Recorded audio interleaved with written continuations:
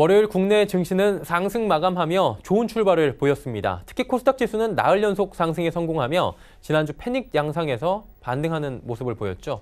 증권부의 배요한 기자와 오늘 주식 시황에 대해서 알아보고 증시 전망도 함께 이야기 나눠보도록 하겠습니다. 배 기자 어서 오세요. 네, 안녕하세요. 네, 오늘 장 마감 시황부터 먼저 들어볼까요? 예, 말씀해 주신 것처럼 국내 증시는 이번 주 좋은 출발을 보였습니다. 네. 금일 상승 출발한 코스피는 전 거래일 대비 4.54포인트 오른 1942.29를 기록해 3거래일 연속 올랐습니다.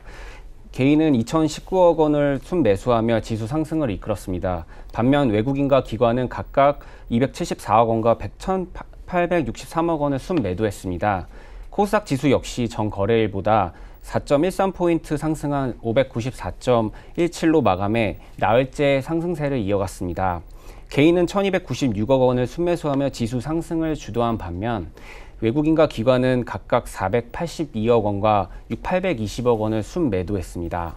네, 수급 자체로 볼 때는 개인만 사긴 했는데 일단 양시장 모두 올라줬습니다. 상승 원인이 있을 텐데 배경에 대한 이야기도 좀 들어볼까요? 네, 금일 주식시장은 변동성 없는 무난한 상승 흐름을 보였습니다. 오늘 중국 정부가 위안화를 절하 고시하면서 미중 간 무역 긴장감이 완화된 점이 증시에 긍정적 영향을 준 것으로 보입니다.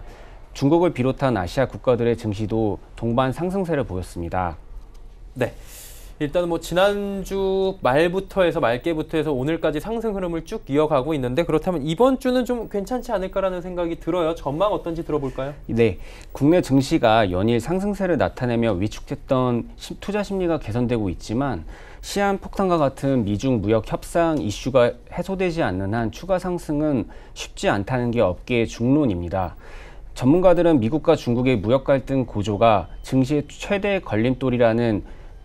걸림돌이라고 한 목소리를 내고 있습니다. 양국의 무역 협상 진행에 따라서 우리 증시가 변동성을 보일 것이라는 겁니다. 특히 양국은 무역 협상을 진행하는 가운데서도 관세 부과와 보복 조치를 반복하며 한치도 물러서지 않고 있어 글로벌 금융시장은 긴장감이 감돌고 있는데요. 우선 트럼프 대통령이 내달 1일 3천억 달러 규모의 대중 10% 추가 관세를 시행한다고 발표한 후 중국 정부는 달러당 7위안 돌파를 허용하면서 대응에 나섰습니다.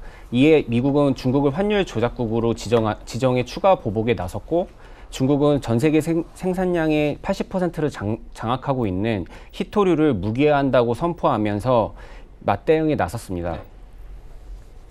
네.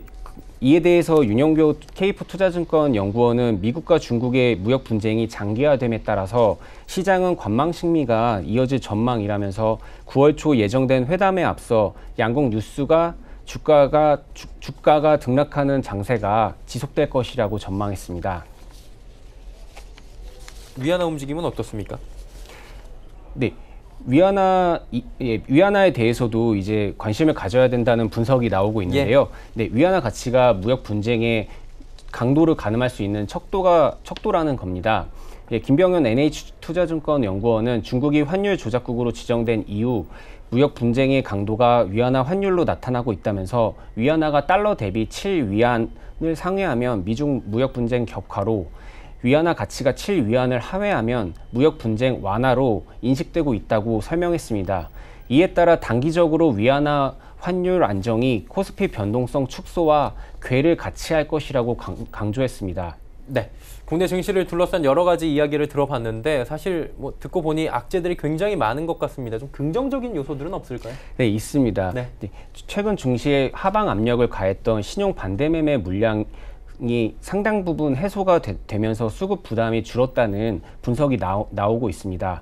금융투자협회에 따르면 코스피의 신용 잔고 금액은 연중 고점인 5조 200억 원에서 3조 7,400억 원으로 감소했고 코스닥도 연중 고점인 5조 8,800억 원에서 4조 2,400억 원으로 줄었습니다. 이에 대해 한지영 KF투자증권 연구원은 신용잔고 부담이 상당 부분 해소됐다는 점에서 코스피가 1900선에 오래 머물러 있지 않을 것이라면서 지수의 추가 하락 시 매도로 대응하기보다는 기존 포지션 보유나 하락 시 분할 매수로 대응하면서 향후 시장 반등을 준비해야 된다고 조언했습니다. 네. 우리 시장을 둘러싼 악재들도 굉장히 많이 있지만 올라갈 만한 요인들도 분명히 있다라고 오늘 정리가 될 것 같습니다. 증권부의 배요한 기자와 이야기 나눠봤습니다. 고맙습니다. 예, 감사합니다.